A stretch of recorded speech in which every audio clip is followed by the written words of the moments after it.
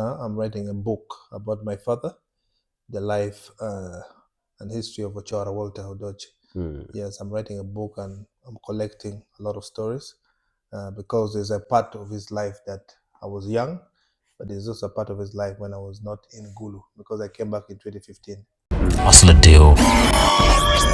Today I have my brother Ken OCHORA. Let me give you this great opportunity to introduce yourself to the people that are watching us. You're most welcome. Thank you, Mara. Yes. For the drive. Yes, how's there, Jolie? Yeah. Yes, Lunenwa Oluane Kenneth Odoch OCHORA Meario. Yeah, yom mebero kedwo nier matin. Dano mukene ngea machalo ngad ma utemo chung. 2016 achung Gulu municipality machalo contestant for member of parliament. Also subsequently 2021 the Chung Gulu district, also known as Achua, for member of parliament. Exactly. Kombedijane, I'm a anthropologist, which means a cultural historian, cultural promoter, and a life coach. I talk to young people and mentor so many young people, and I'm involved in a number of projects to do with tourism. For Matek, Mera. Ambana foya. Yes, luak wen matika na wako ini Ken, my Ken Wuti Chwarako, the late Colonel. The late Colonel Walter Chara. Yeah, a hero. Yeah, Jomo Kene Benenge machalo word pali lo Chara Walter for Dutch. Yeah. My chale en anabero wode meareo. Exactly. Yeah, yom tutual bero kidbu near matin. Afoyo. Yeah, actually joke and including me at the time no la dire no ti ki la tena chele kene in ma ngeo no ka ba ti ario Kakare. Yes. Aditi ogwa darma pol tier po megine kido tier mo kene magubina bina. Yeah, so one tie bene. Afoyo. For Matek. Yeah. Yes. Back to the point of politics. Pangyo mwani da require da what could be the problem or what are you aiming at? Yes, mwagani ngeo romo ko yoko gichel chamo kene jie ngich magdako dug Matek. Yeah. So they say a setback is a setup for a comeback. So this was a strategic withdrawal because of the timing aspect and also the other landscape factors. Unangeni wibie ke or kumano gwa Matek total ke karame chui natima fuat. We are positioning ourselves. Success occurs when preparation meets opportunity. Exactly. So we are still preparing as a young generation because the future belongs to us. Yeah. So I'm in the process of preparation. We be a mirror of preparation. Exactly. Medibetki godfather, medibetki finances, medibetki strategy. Exactly. Medibetki luiri. Yeah. Moramo. Yeah. Yes. I respect your point of view. Yes, Mr. Ken, I want us to touch 1, 2, 3 things about your late father, Colonel Walter OCHORA. You know, he's a legend and he has left a lot of things behind. If you feel like you want to answer my question, it's also fine, but you want to keep it confidential, it's also fine. It's just a matter of respecting the line. Yes. Yes. Yes. Yeah, I don't know if you have some sweet or sour memory with your father. Yes, it's a long story because actually right now I'm writing a book about my father, the life and history of OCHORA Walter Odochi. Yes, I'm writing a book and I'm collecting a lot of stories because there's a part of his life that I was young, but there's also a part of his life when I was not in Gulu because I came back in 2015. So my father had a public life, but also a family life. Yeah. So in fact, when I came to Gulu, I was surprised to know so many things about my father that I didn't know from so many people who are working with him in the military, in politics, and in the social life. So at home, he was a family man, but he was very reserved. Yes, because most of his life he was in the military. And then later on, he joined politics. So he had all these personalities that were different. Yeah, but at home, the military life was so much because he was reserved. When he was at home, he was mostly quiet. But when he walked out, he would be more social. Okay. Yeah, so just like in the military also, when you're there, you become very serious. Yeah, So there were good times and there were tough times because he was a very disciplinarian person. He was a no-nonsense person. Yeah. Most of the time, he was very serious. I can So tell. we grew up with a lot of discipline. Because being a military family gang mourn. Sometimes we even have meetings at 2 in the night. He would call us and wake us up for a meeting. The war. Even there's a time he took us back to school at night. Yes. We were expelled from home. I actually I can imagine your father. He's a Yes, very he was strong vocalist very, and very serious person. a local command. A local command. Actually, one do come. Yes. Powerful. Yeah, so that taught me discipline. Because discipline in life is very important, and this is what the young people need: discipline. Yeah, it taught me discipline. And also I didn't stay a lot with him. I was mostly away. Yeah, so I was also not very close to him so all the time. It was my brother who was more close to him. Yeah.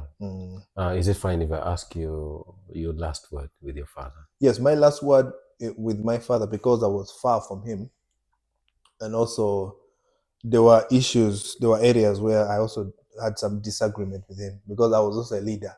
So I challenged him. I was the one who was challenging him a lot. So that also caused some sort of friction. And but one of the last words I talked to him was to encourage him to go for member of parliament, to leave local politics, LC5, because he stood a higher chance of being a national leader and not a local leader. Because there are three types of leadership. There's local leadership, there's national leadership, and then there's international leadership. Yeah, so for him, he was concentrating on local leadership because he loved these people. He was in the crop of the crisis leader of Acholi, the leader that brought Acholi from the war, the times when the 80s, 89, when they signed the peace talk in Bapeche. So many things were happening here which were not good.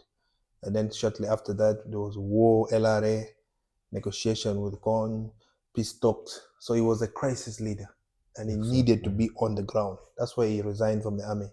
He was retrenched, actually. He did not resign. He was retrenched, and he got the opportunity to come back home to lead his people. Yeah, so that made him a hero, a crisis leader. So one of the last talk I had with him was to encourage him to become a national leader and leave local politics, because the ground was so murky and and very disorganized, because the opposition was very strong at the time and people did not like the government. So he was at the crossroad. He was getting fire from both sides. Even there were people within the party that did not even like him. They saw him as a stumbling block. So he had to pay the price from all sides. Yes, but he was a legendary hero.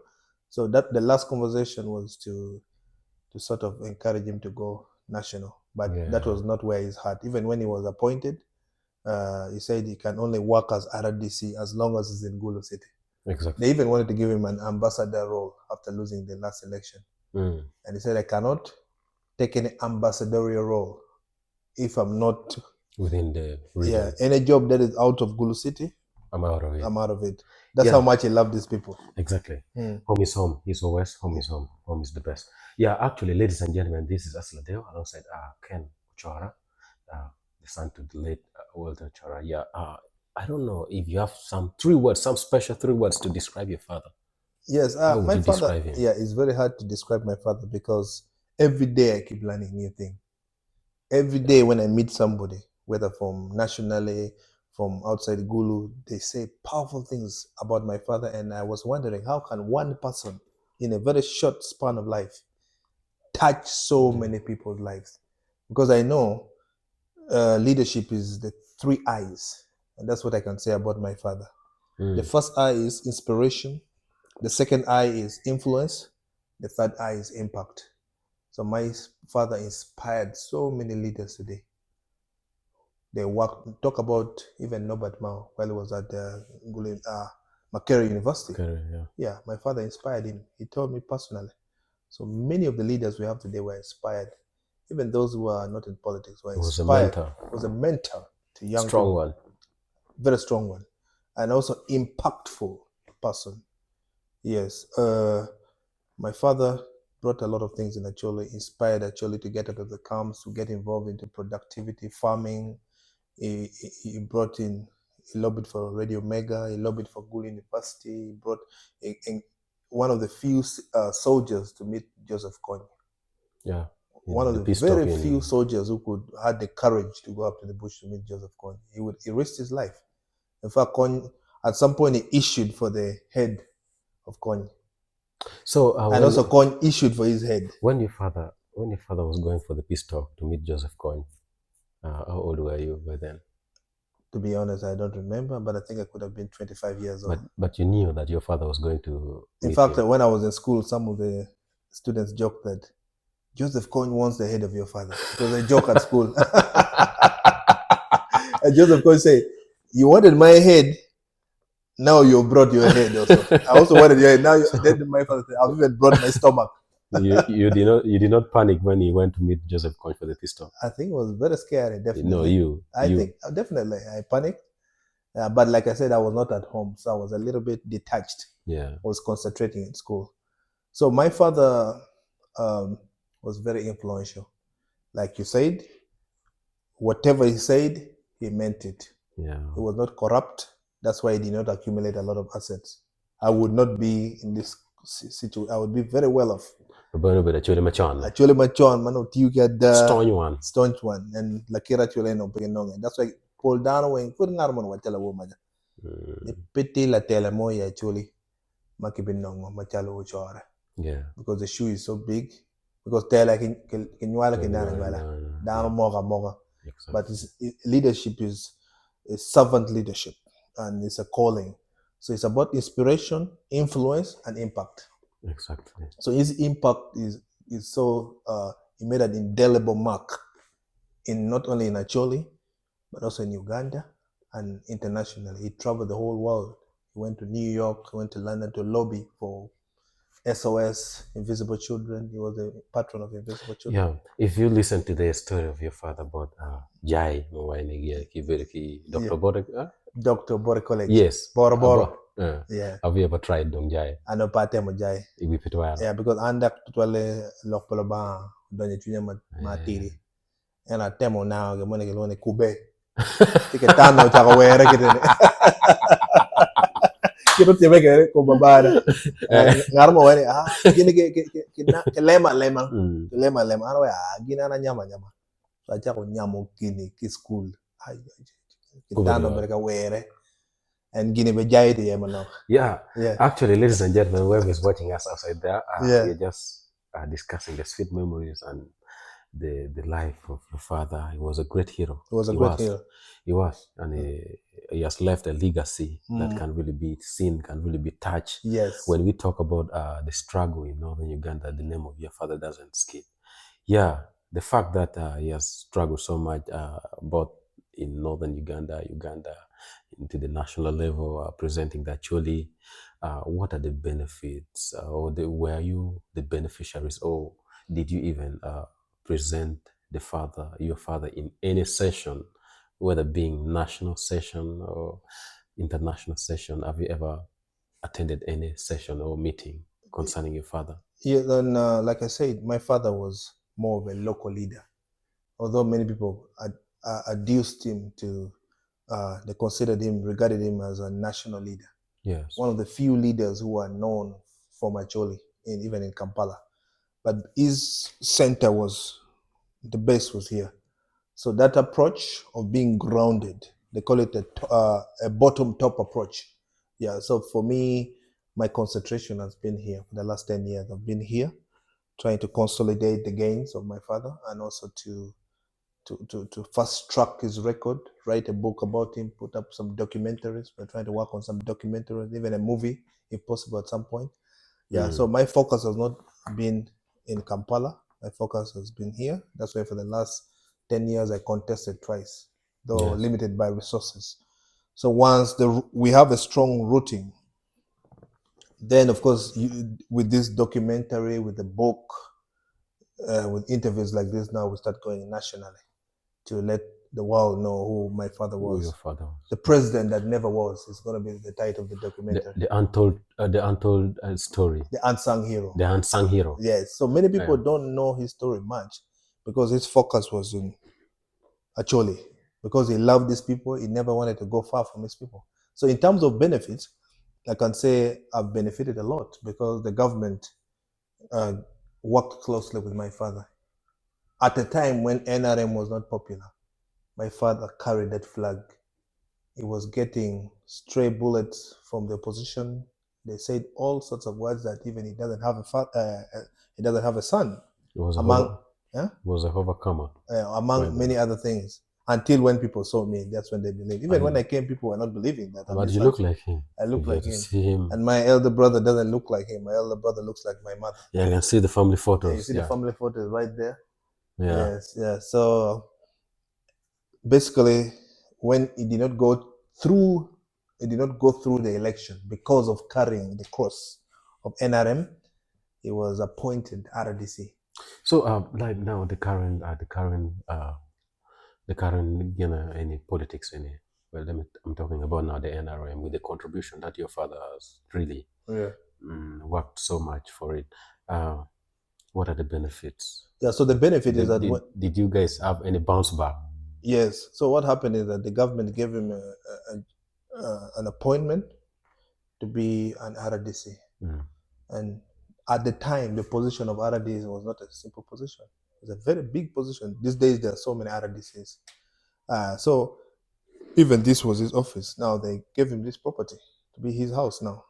Yeah. So my father was supported by the president. The president even cleared some loans which were as a result of mismanagement by some elders, some people at home. Yeah. So also the president has stood with us. NRM has stood with us in tough times during the barrio. Yeah. So I would like to take this opportunity to thank His Excellency, the President of Uganda, Yoweri Kaguta Museveni, for standing with our family, for supporting my father, giving him a platform. Because, sometimes what you need is an enabling environment, not necessarily handouts. Yeah. So the president gave my father a lot of the environment, this platform to lead, even when he was not appointed. Because leadership is not only elective, it's also appointive as well. So my father was appointed RDC, I think, twice. So this is something we shall forever be grateful. But I also want to say something that an appeal. I would like to appeal to the Acholi people, to the young people, so that they should give credit where credit is due. Yeah. For example, 3 things. Years back, the road was very bad. And Gulu City being it's a business corridor at the center of northern Uganda. The meeting point. Yeah, the meeting point. The intersection. There are 4 entry points to Gulu City and 4 exit points. South Sudan, Kitgum, Lira, Kampala. Yes, even West Moro. So it's more than 4, I think. And if you notice, all these are tarmacked. And most of them are tarmacked. Those days when we were young, coming to Gulu, the road was terrible, humps and potholes. Even some pregnant women were affected. So right now, goods and services can really... Yeah, I think when you talk about the entry from Kitgum, when you talk about Bridge Achua, you see, it's possible now. Yeah. Yes. Yeah. Right now, I hear they're going to make the road from Kitgum to Lao. So if that road from Kitgum to Lao is done, so that means the people of Kitgum can benefit from Lao, the trade. They can bypass Gulu, and all this is good. Something that the NRM has done. And it's good to give credit where credit is due. I think even the security-wise as well. You can move at night. You can move at night with a few cases of ago, but relatively peaceful. I like walking at night. So there's relative peace and tranquility. Yeah, but also alternatively, there's an enabling environment where you can do anything. The sphere of influence. You can do. Many young people are into the media today. You can do farming. Gulu City, even giving Gulu a city status has put a spotlight on Gulu City. Personally, I'm into tourism. So everybody's talking about Gulu City. Yesterday, but when we had the biggest marathon, Gulu City Marathon, internationally accredited.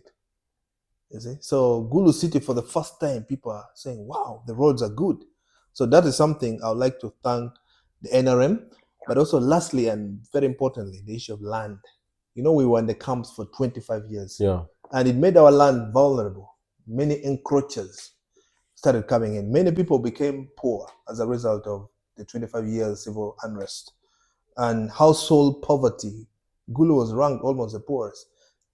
And then our land became vulnerable. That's when the balalo, the cattle grazers started coming in. Our way of life was agriculture, subsistence agriculture. So the presidential executive number 3 that evicted the balalo was a big milestone for the NRM. And many people are not talking about this because these people have the money and the power. So they have left. And some people say, oh, they might come back after election. But the fact is that the president has evicted them from the ancestral customary land. So that is something we should, as a Chole, we should say thank you. Yeah. Because it was not easy. So if we take that for granted, because once you don't have land, you don't have, you cannot even be called an Acholi. Yeah. You cannot be called an Acholi when you don't have land. Our land is our identity. Our identity. So this is the opportunity to say thank you to President Museveni. Exactly. Because I've not heard perhaps the other parties talk about the issue of land. Their manifesto is not capturing the issue of land and economic, empowerment. Yeah. So we need to thank the NRM to give the votes to the NRM because of this and put them accountable. Yeah, block votes. Block votes. And we say, yes, we have given you the votes. Now we need employment. Yeah. Now we need factories. We need more capital for the young people, youth livelihood fund. So, and also lastly, Uganda is a very tricky country. For some of you who are born later, the Gen Zs, and you do not know the history. The Wees. Yeah, the youth. Yeah. Do you know that when President Museveni was coming to you, I was born. You see, I was born. I was in Kampala. My father was a president for 24 hours. I think 48 hours. We all know about that. They bombed the house I was in. The house girl ran with me under the sink. I was living in one of the houses of formerly for Bote's son, I think. Yes. Yes, because we're in government. So this country, the issues of tribalism, sectarianism, institutionalism, democracy is very fragile. Uganda has never had a peaceful transfer of power. And in the next 5-6 years, we as Acholi, we should position ourselves that when the tables turn or tilt, where will it leave Acholi? I heard some analysts say that every government actually suffers. Obote actually suffer. Amin actually suffered. And kitiko yokowiwa, kitiko dwalotianwa, wekenene wane yoma rejo. Amin kobino tirowa. My grandfather was the first civilian to be killed by Amin. Was the first, one of the first, was the district treasurer of Acholi district. It was called Kenneth Odoch. That's why came on a command. Ninkwara, babano miobora. Was killed by Amin. My father never wanted to become a soldier. He wanted to become a doctor. But because his father was killed when he was 16 years old, that's why he ended up in the army. And Obore and Julius Nyerere, they commissioned my father, Julius Nyerere of Tanzania. Yes, so my father ended up becoming a soldier and ended up becoming a politician. So to the young people, there's a difference between looking for a job and having work. There are very few jobs in Uganda, but there's a lot of work in many sectors like agriculture, technology, media, all the 7 spheres. So let us be busy doing our business, and we shall find business. Yes. Yeah. If you're busy doing business, more business will come. Yeah. There's 2 things that I know: creativity and being resilient. Resilient and being disciplined. Discipline. Creativity, resilience, discipline. That's why I got to know you as Hustler there, because I've been following your work. I see creativity, discipline, and resilience. Nobody's going to give you a job. Personally, I have a transcript from Makere University. I've never looked for a job. Me too. Yes. So, all in all, that is the world, the way it is, huh? Yes. We need to go with the trend, how the world is going, and the advancement. Yeah. Yeah, Mr. Ken, to conclude in each and every conversation, I want to storm you with this question. What are you doing, or what will you do to maintain and to keep the legacy of your father alive? Alive. There are three things. There's a difference between occupation, passion, and profession. Yeah, so, and there's also something called purpose. Purpose is that unique thing that you're supposed to do, that unique thing that will enable you to make a mark on this world. My father's purpose and fate and destiny is not necessarily mine. My great grandfather was the deputy chief of Awich, Ruarawich. Was Ruarawich Payera Ginyomo Pakeo. So when Awich was arrested in Kololo and he started the name Kololo, my grandfather, Abraham Guara, was the deputy paramount chief because the children of Awich were still young. And he also negotiated with the British. Acholis were in the camp during the British and they were creating roads, and the paymaster of the British, my grandfather. Then my great grandfather was a district treasurer of Acholi, killed by Amin. My father was supposed to be a doctor, ended up becoming a soldier, and then becoming a politician. Now, for me, the children are like arrow in the hand of a shooter, supposed to go further. Yeah. So for me, my fate is in the hands of God because my purpose is different. But most importantly, I've consolidated his gains. Like the house we're living was for my father. I'm writing a book about my father, but also I have to craft my own path, which is different but greater than my father. So in the various spheres of influence. But they say leadership is three things: inspiration, influence, impact. So sometimes people want to compare you with your father, but the path is different. And God has a different purpose for all of us. Me, I'm more of a life coach, a youth mentor, an entrepreneur. My plan is to I have a plan to set up even a university in the name of my father, even secondary schools. If all goes well. If all goes well, my plan is to put up a very strong mentorship institution to teach the young people so that many people will become like Ochora. There are so many children who are called Walter Ochora, but it's not about me, it's about Acholi. How can we help Acholi to become the Acholi that used to be respected? Yes, but I believe I'm going to be greater than my father by touching lives, by inspiring, influencing, impacting. In different ways. Different ways. Yeah. Thank you.